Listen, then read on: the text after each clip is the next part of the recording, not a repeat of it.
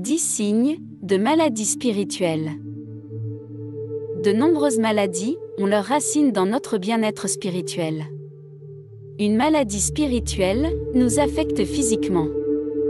Mais pour la guérir, nous devons peut-être travailler sur notre santé spirituelle. D'un point de vue spirituel, la maladie vient d'un déséquilibre dans nos vies.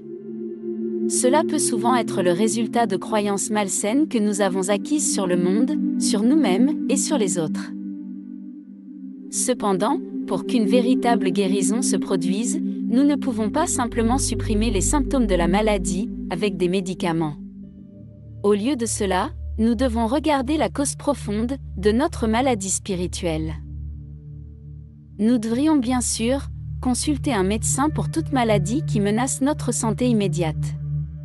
Cependant, de nombreuses maladies sont de nature spirituelle et ne peuvent être résolues que par un travail émotionnel et spirituel profond.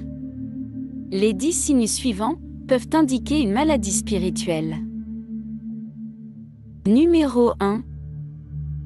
La peur et l'anxiété.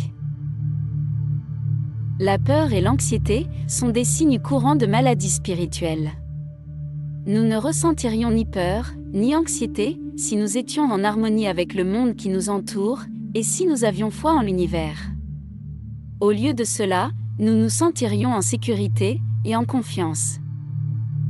Si vous souffrez de peur et d'anxiété, c'est un signe que vous devez travailler sur vos croyances. Nous pouvons facilement adopter des croyances malsaines, comme que le monde est un endroit dangereux, ou qu'on ne peut pas faire confiance aux gens. Ces croyances peuvent avoir un effet négatif sur nos vies. Examiner nos croyances et en créer de nouvelles, plus saines, peut nous ramener à la santé spirituelle. Numéro 2. Le ressentiment, la colère et le blâme. Si nous blâmons les autres pour les circonstances de notre vie, nous abandonnons notre pouvoir d'apporter des changements. Si vous ressentez beaucoup de ressentiment et de colère, cela indique une maladie spirituelle. Nous ne pouvons pas agir pour devenir entiers si nous refusons d'accepter la responsabilité de l'état de nos vies. Bien sûr, si nous avons vécu des choses négatives, nous ne sommes pas toujours à blâmer. Cependant, nous avons toujours le choix de la façon dont nous répondons. Répondre par le ressentiment, la colère et le blâme ne nous conduira pas à la santé spirituelle et émotionnelle. Numéro 3. La culpabilité, la honte et les remords. Nous pouvons ressentir des remords et de la culpabilité pour des actions qui ont nui aux autres. Cependant, nous devons nous pardonner ces erreurs et demander pardon aux autres le cas échéant. Une fois que nous avons fait tout ce que nous pouvions pour rectifier nos erreurs, nous devrions les laisser partir. Nous ne sommes pas parfaits et ne devrions pas nous attendre à traverser la vie sans jamais faire d'erreur. La honte et la culpabilité peuvent également provenir de notre éducation et de notre environnement social. Lorsque nous éprouvons de la honte à propos de notre corps, de notre comportement et de nos croyances, cela peut nous nuire émotionnellement et spirituellement. Si d'autres ont utilisé la honte pour vous contrôler d'une manière ou d'une autre, vous devrez abandonner ces sentiments pour vous épanouir. L'acceptation de soi est une partie essentielle du bien-être spirituel. Numéro 4. L'irritabilité et la négativité chronique. Si vous vous sentez constamment négatif, c'est un signe certain de maladie spirituelle. Souvent, notre négativité vient d'un manque de pouvoir personnel.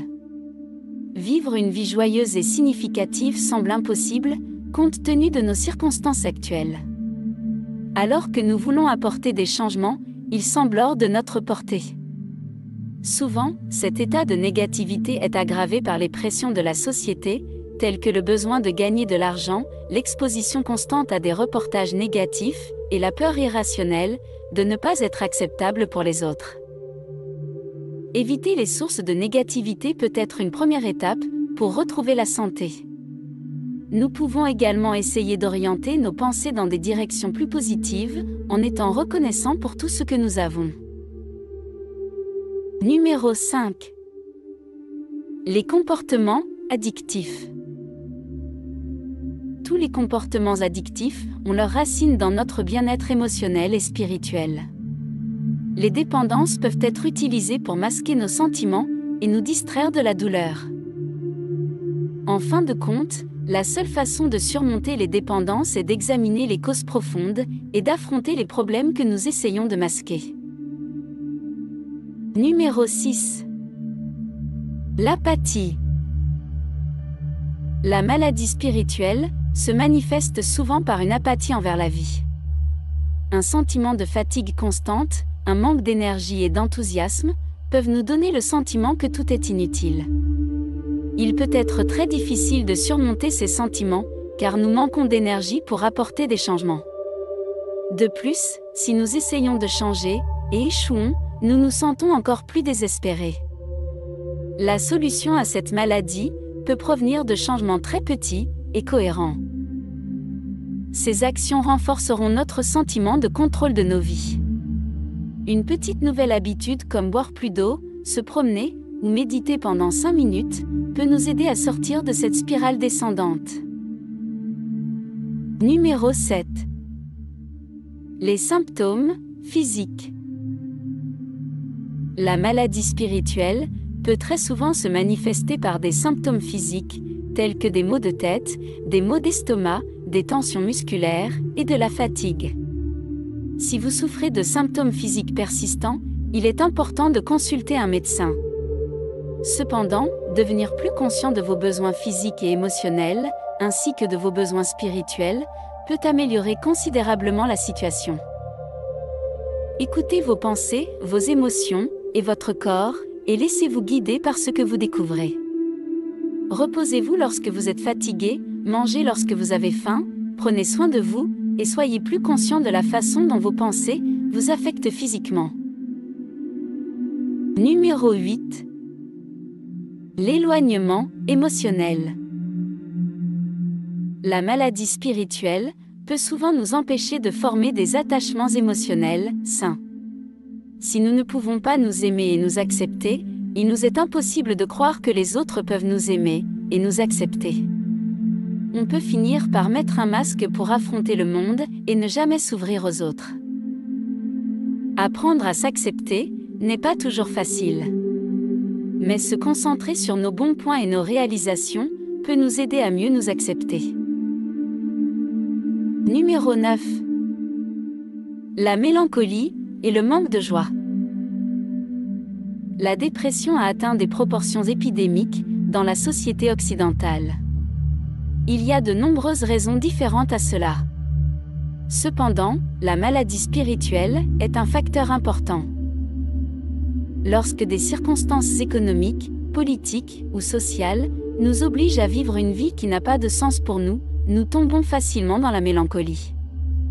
Même trouver quelques instants chaque jour pour faire quelque chose qui vous apporte de la joie peut vous aider à commencer le voyage vers la santé spirituelle. Numéro 10. La perte d'âme. Dans de nombreuses cultures, la maladie est comprise comme un signe de perte d'âme. La perte d'âme peut survenir à la suite d'une expérience traumatisante telle qu'une perte, un abus ou une guerre.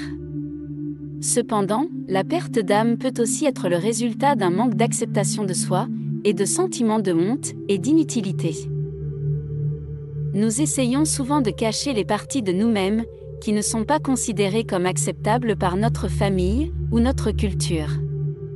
Il en résulte un clivage de soi. Pour revenir à la plénitude, nous devons apprendre à accepter toutes les parties de nous-mêmes et à nous donner un amour inconditionnel.